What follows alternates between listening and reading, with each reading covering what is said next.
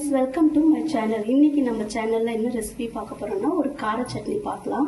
இது வந்து என்னுடைய மெத்தடில் ரொம்ப சிம்பிளாக ஒரு கார சட்னி உங்களுக்கு நான் செஞ்சு காட்டுறேன். இது வந்து இட்லி, தோசை, பூரி எல்லாத்தோட சூப்பராக இருக்கும். இதுக்கு என்னென்ன பொருள் தேவைன்னு ஃபஸ்ட்டு பார்த்துடலாம். ஒரு 3 வெங்காயம் வந்து நான் தோல் எடுத்து க்ளீன் பண்ணி பெருசாக அரிஞ்சு வச்சுருக்கேன். அதே யூக்களுக்கு தக்காளி ஒரு 3 எடுத்திருக்கேன். எனக்கு காரமாக பிடிக்கும், அதனால ஒரு 10-15 மிளகா எடுத்து வச்சுருக்கேன், காஞ்ச மிளகா. தாளிப்புக்கு கொஞ்சோண்டு கறிவேப்பிலை, கடுகு, சீரகம், உளுத்தம்பருப்பு வந்து ஒரு 3 ஸ்பூன் நமக்கு தேவைப்படும். பெருங்காயம் வந்து தாளிக்க. இவ்வளோதான் ஃப்ரெண்ட்ஸ் நமக்கு தேவையான பொருட்கள். இதை வச்சு இப்போ ஒரு கார சட்னி பண்ணலாம். வாங்க எப்படி பண்ணுறதுன்னு பார்க்கலாம். ஃப்ரெண்ட்ஸ், இப்போ நம்ம வந்து ஒரு வானிலை வச்சுருக்கோம். அதில் ஒரு 2 ஸ்பூன் எண்ணெய் மட்டும் நம்ம ஆட் பண்ணிக்கலாம். இது சும்மா இதெல்லாம் நம்ம வதக்கிறதுக்காக. இப்போ இதில் வந்து உளுத்தம்பருப்பு 3 ஸ்பூன் சொன்ன இல்லைங்களா, அதை போட்டுக்கலாம். சில பேர் கடலைப்பருப்பு யூஸ் பண்ணுவாங்க. எனக்கு வந்து உளுத்தம்பருப்பு ஃப்ளேவர் ரொம்ப பிடிக்கும், அதனால நான் உளுத்தம்பருப்பு மட்டும்தான் யூஸ் பண்ணுவேன். உங்களுக்கு கடலைப்பருப்பு வேணும்னா இது கூட 1 ஸ்பூன் கடலைப்பருப்பு ஆட் பண்ணிக்கோங்க. இது கொஞ்சம் ப்ரௌனிஷ் ஆகட்டும், அப்புறமா நம்ம வெங்காயம் தக்காளி யூஸ் பண்ணிக்கலாம். ஓகே ஃப்ரெண்ட்ஸ், இது இந்த அளவுக்கு கலர் சேஞ்ச் ஆன பிறகு இப்போ நம்ம எடுத்து வச்சிருக்க காஞ்ச மிளகாய் சேர்த்துப்போம்.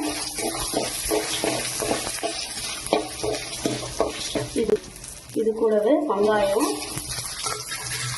தக்காளி இதெல்லாம் போட்டு கொஞ்சம் நல்லா வதக்கிக்கலாம். ரொம்ப வதக்க வேண்டாம், ஒரு பாதி அளவுக்கு இதில் பாயில் ஆனால் போதும். அந்த அளவுக்கு வதக்கிட்டு அதுக்கப்புறம் நம்ம இதை ஆற வச்சு அரைக்க போடும். ஓகே ஃப்ரெண்ட்ஸ், பாருங்கள், இந்த அளவுக்கு கொஞ்சம் வதங்கிடுச்சு. இப்போ நம்ம இதை எடுத்து ஆற வச்சு நம்ம அரைச்சிட்டு வந்து நான் எப்படி தாளிக்கணும்னு உங்களுக்கு சொல்கிறேன், ஓகேங்களா? ஓகே ஃப்ரெண்ட்ஸ், நம்ம இப்போ அரைச்சிட்டு வந்துட்டோம்.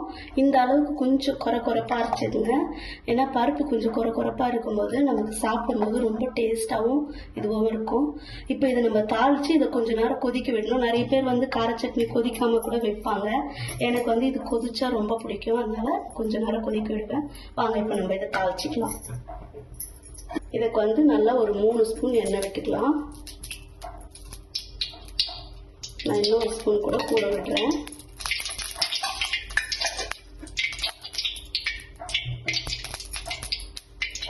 எண்ணெய் கொஞ்சம் சூடாகட்டும். இதில் வந்து கடுகு, உளுத்தம்பருப்பு, சீரகம் இருக்குது, இது போட்டுக்கலாம்.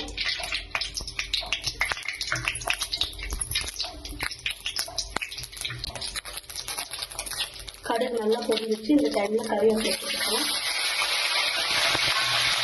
நம்ம இந்த கலவையை சேர்த்துக்கலாம்.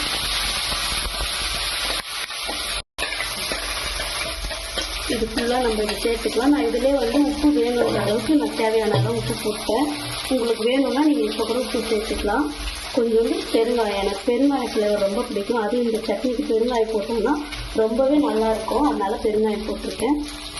இப்போ கொஞ்சம் தண்ணி நம்ம ஆட் பண்ணிக்கலாம். நம்ம இப்போ இந்த விழுது அரைச்சோம் இல்லைங்களா, இதுலேயே நான் தண்ணி கொஞ்சம் ஊற்றி மிக்ஸி க்ளீனாக கழுவி எடுத்துக்கிட்டேன். இன்னும் கொஞ்சம் ஊற்றிக்கலாம் நம்ம. ஏன்னா நம்ம கொதிட்டு சட்னி கொஞ்சம் கட்டியாகும்.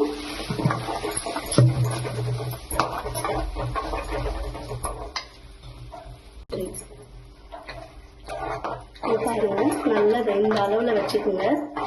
இது வந்து ஒரு 2 நிமிஷம் நம்ம கொதிக்க விட போகிறோம். அதனால நல்லா இந்த அளவுக்கு தண்ணி போதா இருந்துச்சுன்னா கொதிக்க இன்னும் கொஞ்சம் கட்டியாகும். இது நல்லா கொதிக்கட்டும். பாருங்க ஃப்ரெண்ட்ஸ், ஓரளவுக்கு இப்போ கொதி வந்துட்டு இருக்கு.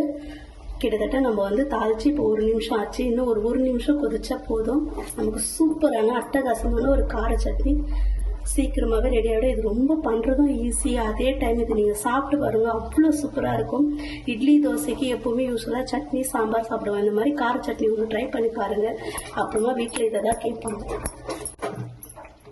ஓகே ஃப்ரெண்ட்ஸ், நமக்கு இப்போ டேஸ்டான கார சட்னி ரெடி ஆயிடுச்சு. இதை நான் பிளேட்டிங் பண்ணிவிட்டு உங்களுக்கு காமிக்கிறேன், வாங்க.